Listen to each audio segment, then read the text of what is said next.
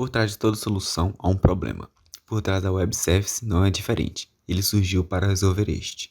No caso da Web Service, no sentido, ela veio para suprir alguns dos problemas que tinham.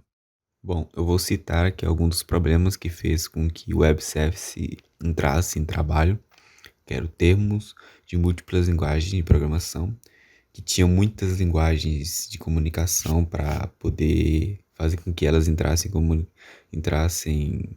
em comunicação, né? Ela conversasse. Então, para manter uma interoperabilidade entre as máquinas, ou seja, uma comunicação, vamos assim dizer, direta, onde elas falavam a mesma língua, então elas precisavam falar na mesma língua para poder estar conectada e etc. Os termos, né, de inúmeras formas de serialização e armazenamento de dados, onde poderia armazenar dados de várias formas, de vários arquivos ou até mesmo fotos, onde você poderia esconder ou colocar dados, né? Termos de várias plataformas para poder atender também. Termos de sistemas de muitos antigos e outros muito mais recentes que existia, né, que tem um padrão para poder você entrar e poder se comunicar, porque não é uma bagunça, vamos assim dizer, é uma coisa mais organizada. E tem uma pergunta, né? Como faço que é para fazer com que eles se entendam, né, e possam se comunicar para prestar seus serviços? E a gente vai responder essa pergunta ao decorrer da apresentação desse trabalho. Bom, explicando sobre o que é o Web Service, né? Como eu tinha explicado nos slides anteriores sobre os problemas, ele veio especificamente para resolver os problemas anteriores, sendo basicamente um conjunto de rotinas e padrões, disponibilizando através de rede para realizar determinada tarefa, vamos assim dizer. Então ele vê um conjunto de padrões, né, fazendo então a comunicação entre as aplicações de maneira independente. Ela faz isso utilizando a linguagem universal, né, que permite que as aplicações incompatíveis, num primeiro momento, possam se comunicar de forma efetiva. Elas podem ter uma interoperabilidade ali. Elas conseguem se comunicar na mesma linguagem e ter os mesmos dados e etc.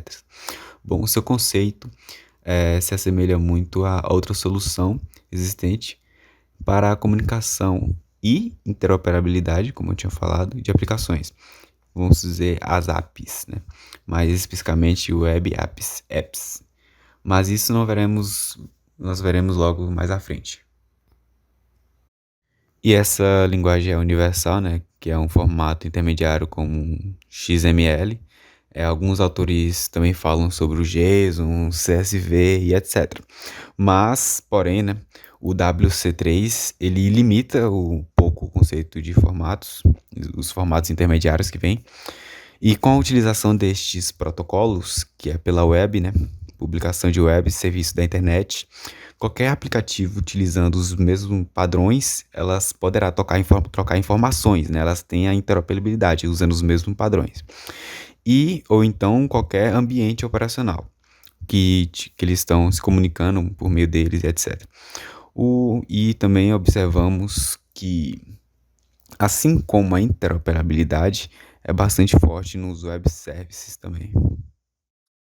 Bom, falando sobre limitação, né, sobre a definição do W3C ou www, como podemos falar, para os fins deste grupo de trabalho e desta arquitetura, e sem prejuízo de outras definições, usaremos a seguinte definição.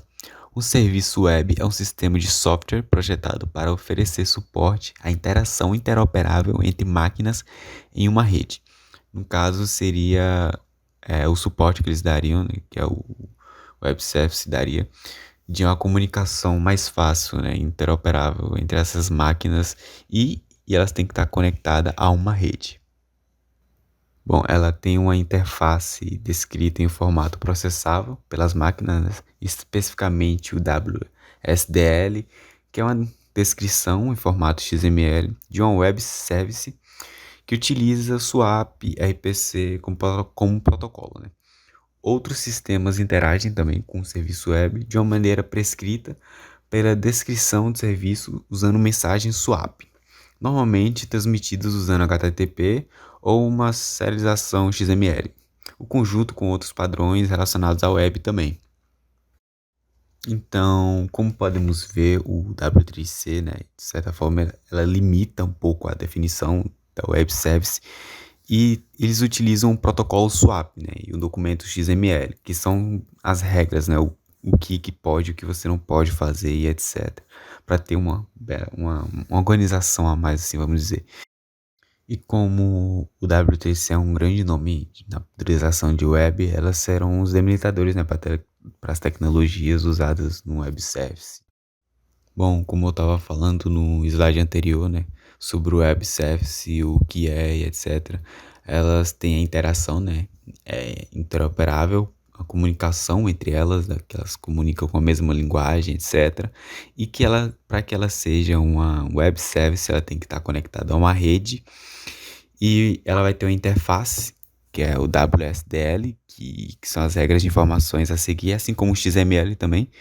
E tem um formato processável pelas máquinas e ela também tem uma maneira prescrita pela descrição do serviço, que é as regras, vamos assim dizer, né? Que elas têm ali para se comunicar e etc.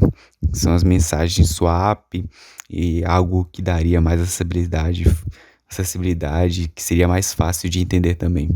O que é que você pode fazer, o que você não pode, ou seja, seriam as regras, né? E que seriam transmitidos usando HTTP ou com uma serialização XML.